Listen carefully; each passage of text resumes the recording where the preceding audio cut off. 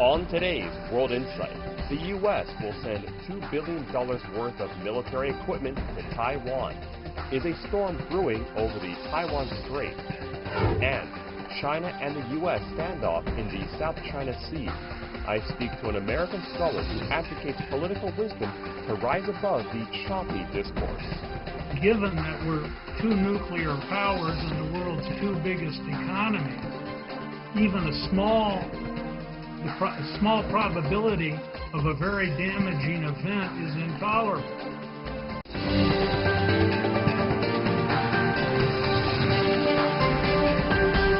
Here is our host, Tian Wei. Hello and welcome to World Insight. I'm Tian Wei in Beijing. Former Taiwan leader Lee Teng-hui died of illness on Thursday.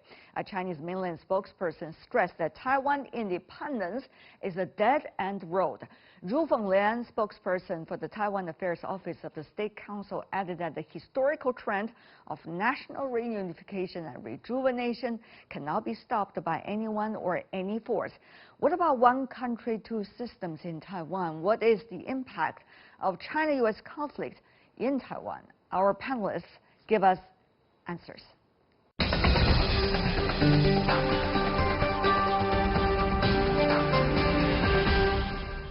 For the Taiwan issue in Taipei, Chang Yo-ping, professor from the Department of Public Administration and Policy from Taipei University, and in Beijing, Yang Xiyu, senior research fellow from the China Institute of International Studies. Gentlemen, welcome to the program.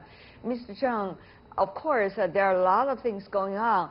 The geopolitics between China and the United States is making the Taiwan issue ever more complicated with, of course, a lot of complications also on the island, Professor. Yes, it is indeed. Recently, we've seen that the United States is taking on a harder line toward mainland China. And we are also looking at the Trump administration taking a very unfriendly approach toward mainland China. In that process, we also noticed that they are playing the Taiwan card even more strongly. So Tsai Ing-wen, the DPP chairman and also the current leader in Taiwan, is very much willing to help out with the Americans' approach toward mainland China.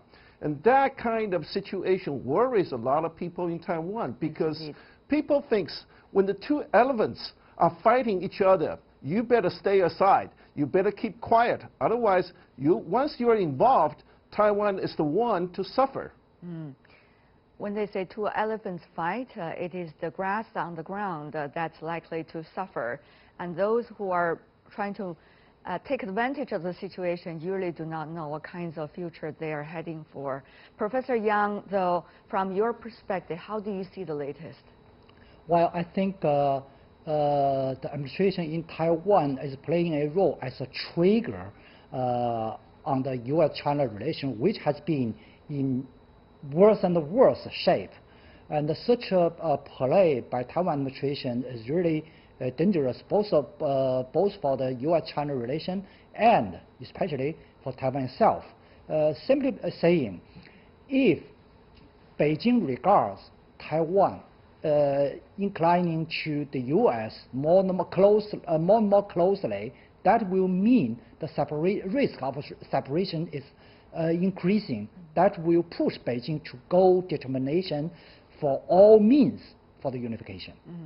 If we talk about China-U.S. regarding the issue of Taiwan, there's a very clear line over there. Some suggest that in 1979, for example, the joint communique on the establishment of diplomatic relations issued by the government of the United States of America and the People's Republic of China, which is China's mainland, asserts that the United States of America recognized the government of the People's Republic of China as the sole legal government of China. Within that context, the two sides agreed that the people of the United States would continue to maintain cultural, commercial, and other unofficial relations with the people of Taiwan. Now, I don't want to go into the old documents, but sometimes the history is really the thing we have to look into before we reach any conclusion about the reality. You know, looking at the history, how do you see the current stage? Is it a storm in a teacup, or this is very much worrisome? Well, the situation now is getting more and more serious because it's not as if Taiwan is simply a pawn in the game. It is likely, if we look back in history, Taiwan will be sold out by the Americans again. In the 70s, in the 80s, in the 90s, we've all seen examples of American government selling out Taiwan, ignoring Taiwan's interests, only to protect American national interest. So people here today are arguing that whether we should take sides, because it's obvious that Donald Trump is pushing for a trend that is exactly the opposite of what everybody else wants. Mm-hmm. Now, he's getting more radical because of his likely electoral defeat. So he's worried, and he's getting more and more progressive and radical in terms of his political manipulation. But Taiwanese today, maybe Taiwan is an exception, feel that this is not the time to sit with the American government and try to fight against mainland China. It is not wise. Mm-hmm. Not to mention that we look at the statistics today. This year, we have about 46% reliance in terms of our export business as a percentage of our GDP on mainland China. Now, how can you fight against somebody, your neighbor and your relative, when you are relying on them in terms of the trade and other commercial activities? And at the same time, Taiwan is very worried whether we have enough capacity to fight along with the Americans. Many people, especially the younger generation in Taiwan, are not willing to take part in any potential U.S.-China military conflict, because for them, this is a fight, this is a war that they are not willing to get into. Professor Yang Shiyu here in Beijing. Mm-hmm. Since Professor Zheng talked about history, let's still look at some part of the history, some of the latest stance given by Washington regarding Taiwan has been handed down from the George W. Bush administration. Many of us remember very clearly in the year 2003, regarding the Taiwan issue, former U.S. President George W. Bush, at the time sitting in the White House, has bluntly served the notice that he opposes plan for a referendum in Taiwan, which his administration views as a means of stoking pro-independence sentiment. Now, he is an American Republican administration. Whether it's Republican or Democrats later in the Obama administration, policies regarding Taiwan has not been changed much.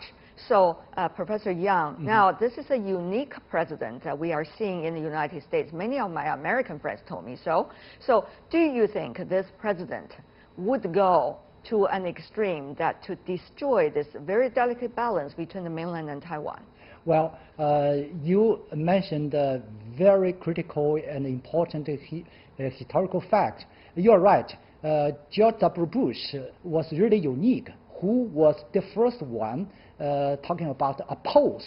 But the other fact is, from Nixon to at least the early time of President Trump, all American presidents from both parties go along with one China policy. All the administrations since 1972, the Shanghai Communique, recognize both sides across Taiwan Strait belong to one China. That is the basic fundamental base for U.S.-China relation.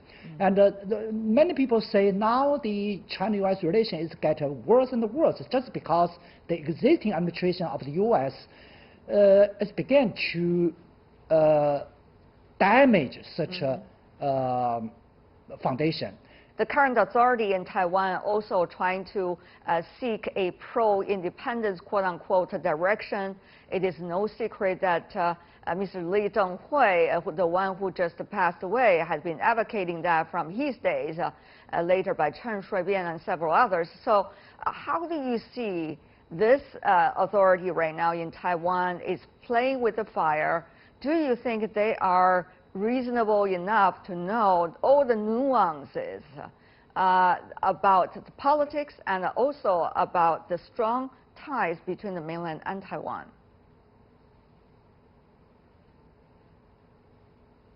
Well, it is very baffling to many of us who are observing Taiwanese politics in recent days, because it is clear that Taiwan has a very high percentage of trade dependence, economic interdependence with mainland China.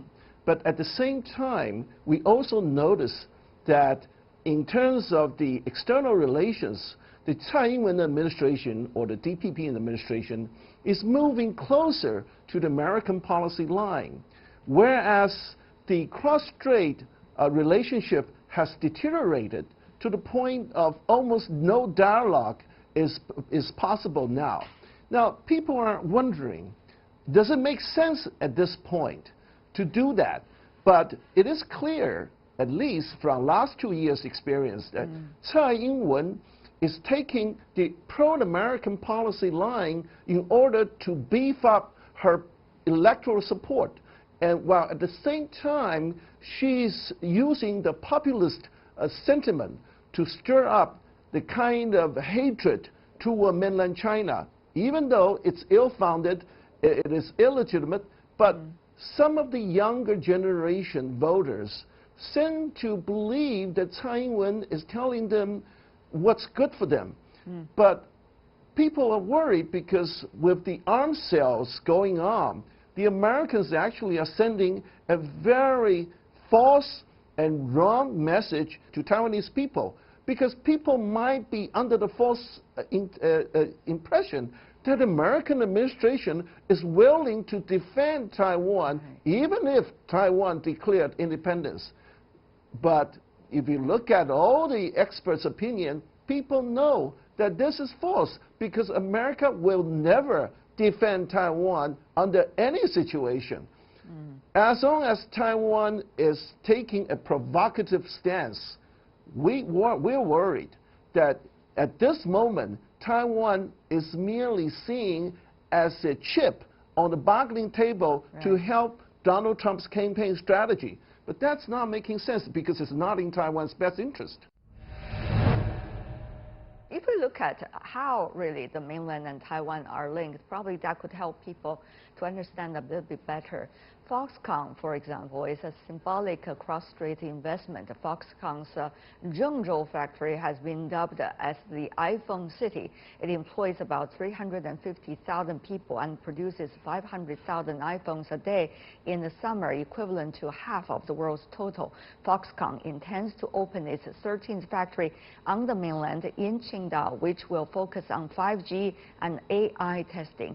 And of course, a lot of the Apple products looking at the mainland and beyond around the world are coming from these factories of Foxconn on the mainland. And this is just one of those examples how the economic ties between the mainland and Taiwan has been really going on.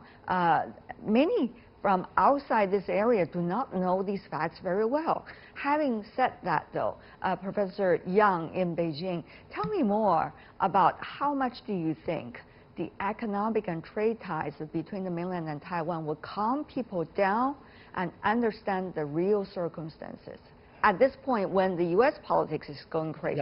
Yep.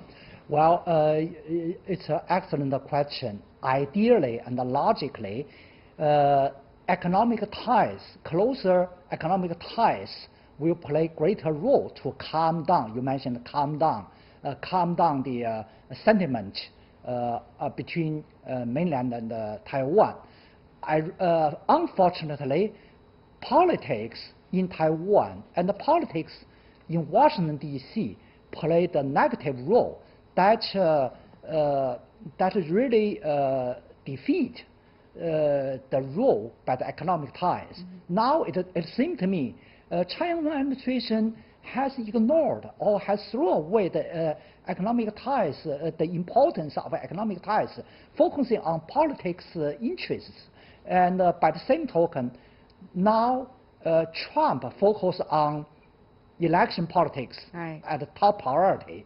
So basically, such a political negative momentum really intervene and damage the right role by economic ties. So the right way for both sides across the strait is just try best to exclude the political influences and pull the economic ties in normal track so that that can benefit both sides of the people. Professor Zhang, do you agree? I would agree.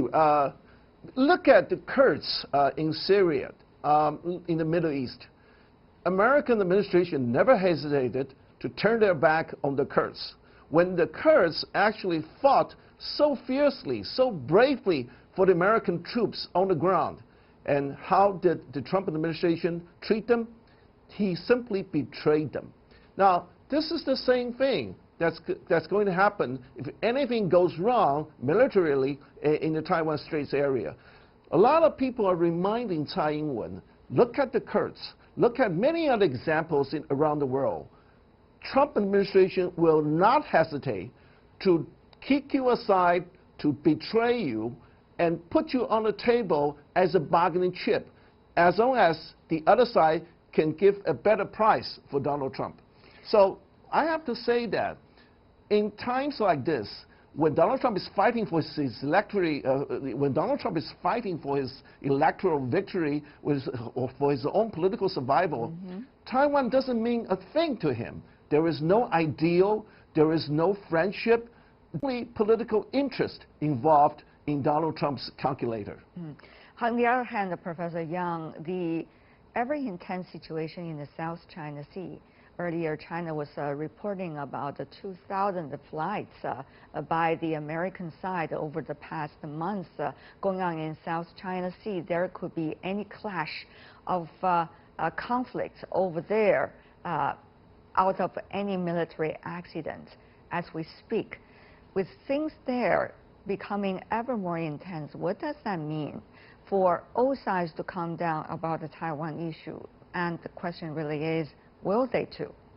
Well, I don't think there will be military conflicts both by accidental or incidental trigger, simply because both Beijing and Washington are far from preparation for a war against each other. Especially, it's not worth for both of the capitals to engage in such a war, in such a water area. However, for Beijing, Taiwan is indeed a core interest that really concerns China.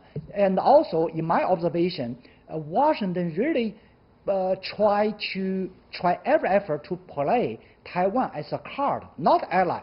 I think, ironically, some of Taiwan people believe, oh, they had become again the allies of the United States. No, actually, U.S. Trump administration just regard Taiwan as a usable or available geopolitical card for his game with Beijing. So basically, I don't think South China Sea, no matter how tense situation there, I don't think the risk lies in South China Sea, but in the Strait. Later, of course, we're going to talk to Professor David Lampton, who's a well-known scholar from the United States on the issue of the South China Sea, but that was for another discussion. Professor Zhang, about the South China Sea and the ever-intense situation between China and United States in terms of having any chance of military accident. What do you think about how Taiwan should look at the reality once again? Well, I have to say that DPP or the Tsai Ing-wen administration is now caught in a catch-22 situation. Now, on the one hand, Tsai Ing-wen, is willing to help the Americans out in terms of the South China issue or controversy. But at the same time, Taiwan has a claim over the territorial waters in the South China Sea. Now, here is the contradiction here. On the one hand, the spokesperson for Tsai Ing-wen said that, oh, we welcome Secretary Pompeo's remarks regarding the South China Sea. At the same time, she has to say that, but we still insist on our original claim that at least like the Spratly Islands are a part of our traditional territory. Now, here's the catch. Where do you actually stand? What do you do?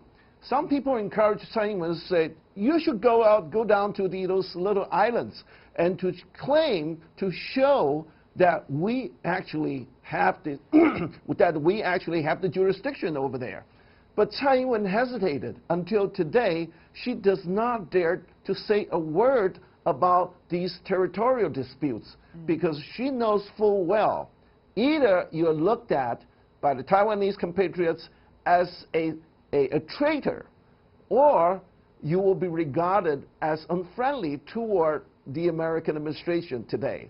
So I would say that TPP is making a huge mistake by taking America's sides. Professor Yang, final words briefly. Well, I think South China Sea, South China Sea issue played by Washington D.C. is designed for the domestic election politics. That's not a very long emergent issue for U.S.-China relation.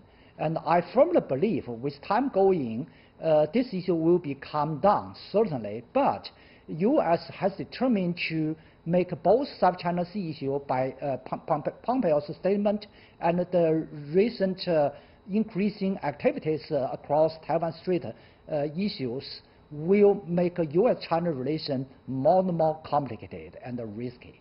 All right. I want to thank both of you for helping us to understand the complexity going on there on the relations across the straits regarding the latest political development in many parts of the world.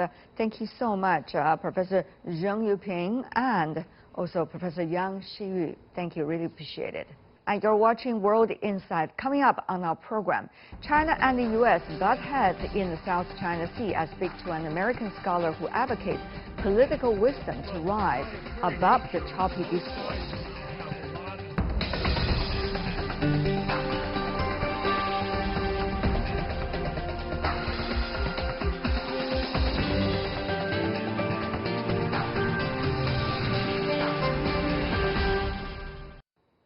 Welcome back. This is World Insight with me, Tian Wei. The area within the 9-dashed line was first demarcated by China. It is a maritime boundary formed after China's long-term jurisdiction and development of the South China Sea. That is believed by the Chinese side. But in recent years, the United States and other countries have intervened in the South China Sea by making false remarks and taking provocative military actions. Many experts and scholars think both sides need political wisdom to solve the problem. Earlier, I talked to one of the best respected experts, David Lambton, professor and director of China Studies at Johns Hopkins School of Advanced International Studies. He shared his views on China-U.S. relations regarding the South China Sea and the long-term strategic ties. You talk about war. Therefore, I have to go to one area with you. Earlier this year, you co-wrote a paper with Professor Wang Jisi talking about the danger of the South China Sea being used by some as a playground, quote unquote, or a battleground for potential danger between China and the United States, and also for the Southeast Asian nations. A conflict zone, in your words. Professor, how far are we from there? Well, by its very nature, both sides now have a lot of equipment, by which I mean planes, ships, missiles, in the region moving relatively close to each other. So one of the worries is simply that an accident or some miscalculation by local military officials of either China or the United States, or both, miscalculate, or make a mistake. So that's one whole aspect. And I want to make clear on the South China Sea, I think both countries are at fault, but I must confess that if China could reach an accommodation and a reassuring policy with China's neighbors, that the U.S. would stand back and I think let an arrangement get worked out by the parties there. So I want to make it clear the U.S. has, I think, adopted a more clear and forceful policy recently, but this does not forego the opportunity for the Chinese, and it might be the Malaysians or the Indonesians or the Vietnamese, to arrive at their own satisfactory settlement. And I think, I don't speak for our government, but I do think we would be very happy to see you all resolve this peacefully among yourselves.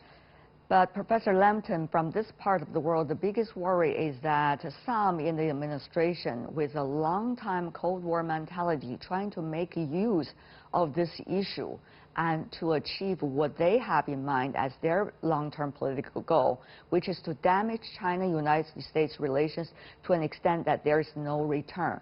If I could read some of the latest things I got on hand, the U.S. Secretary of State Pompeo earlier tweeted that the South China Sea is not China's maritime empire. In response, Wang Wenbin, the Chinese Foreign Ministry spokesperson, said on Tuesday this: according to media reports, in the first half of this year, U.S. military aircraft carried out over 2,000 missions in the South China Sea.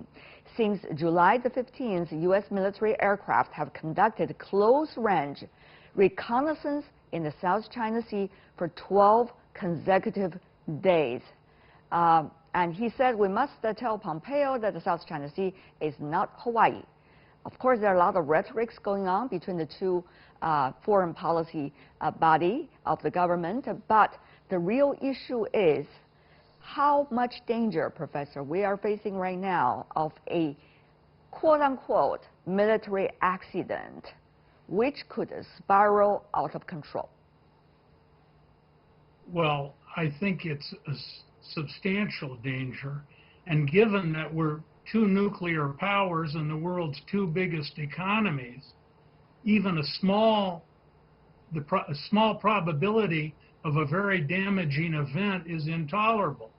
So I would say the odds are not great, but the more numbers, like you pointed to, even a small probability of accident means there's a considerable chance over a period of time that something will happen. Yeah. So I would say I'm very worried about that.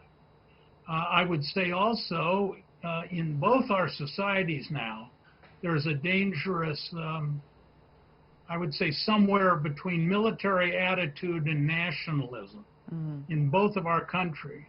And what we need now is leaders who will educate their citizens rather than fan their extremism. Professor, we had the collision years ago between China and the United States near the Hainan Island. That, of course, was under a very different geopolitical and strategic context, and eventually being resolved. Is there any chance that we can learn from the earlier cases how small-scale accident eventually became a bilateral issue, but eventually after that being resolved? Under the current circumstances, is there still any chance that we could learn? Well, I think you're raising what we call the EP3 incident. Yes, indeed. In 2001 in April. And that is I'll call it a crisis or a big incident between the United States and China that has many valuable lessons. I think the first lesson I would draw is at that time, America had an ambassador in Beijing who had happened to be head of the Pacific Command of the U.S. Navy, and he was then ambassador. And so when this unfortunate incident occurred, he was able to directly contact people he knew in other circumstances. And I don't want to say there was perfect trust, but there was a basic foundation of people knowing each other and having dealt with each other in other circumstances. So I think that shows the importance of personal exchanges. It shows the importance of military-to-military ties. This is one of the things I worry about the current circumstance, is that, quite frankly, our military-to-military ties are not in good shape at all, which is my way of saying in terrible shape. So I think we need to restore our military-to-military ties, not because talking will make all the problems go away, but interpersonal knowledge is important, and a feel for the problems that each side has, the other capital has, are important. So I would say channels of communication. Secondly, when that crisis in 2001 went out of, let us say, got a little out of hand, one of the reasons is people on both sides started talking publicly and blaming the other. And once you publicly blame the other side, it's very hard for you to back off and say, well, maybe there was some more to this story. My basic point is we have too many people talking too loud in public and not enough people talking together quietly. One of the things people I've been talking to from the Chinese side, at least, is the lack of communication channels. That even if you want to talk quietly, there's no way of reaching your counterpart. There's no way of finding an appropriate person from an appropriate angle to talk about issues and discuss issues. That is the problem we're facing right now. And further than that... Well, let me assure you, Tianwei, it's not you only that has the problem. There are many Americans that can't find the right person to talk to now either. So that's a problem. The current administration still has not filled with permanent officials, I think about 1/3 or a quarter of our State Department personnel. So that's one problem. Secondly, China has become a political football here in electoral politics. Frankly, people that don't want to talk about other issues would prefer to talk about China. But we have to get people that try to insulate domestic politics from foreign policy. It can never be perfect. It's very hard to do, whether you're an electoral system like ours or a system such as yours. There's always domestic politics. But I think the recent period is notable for the degree to which political leaders are using dissatisfaction with the other country to bolster their own domestic circumstance. It's hard. Now till the election, China become a football. You said it very clear. Everybody understands that. China understands that too. Here in China, if you ask people, even on the street, whether China has become an election football in the United States, they would say yes, they understand that. However, even understanding that reality, how to control the risk is another issue from now till election, from election till inauguration, and probably even a bit after the inauguration, before the new administration figure out what they want to do. So almost a 1 year's time, huge danger, never precedented in China-U.S. relations in this sense. Professor Lambton, with your rich knowledge about these two countries, what are some of your advices? Well, first of all, I think as long as people, politicians see that sort of utilizing another country, in this case China, or Chinese using America for their own domestic purposes, but in the case of the United States, I think if the politicians, in this case President Trump, sees there's no public support for that, then they will turn to something else that they see more effective. So I think the first thing we need to do, and that by we, I mean people who spend more time looking at Asia and China, people who have long-term national interests in mind, need to do a better job of educating our people. And frankly, I would say that about the public intellectuals in China as well.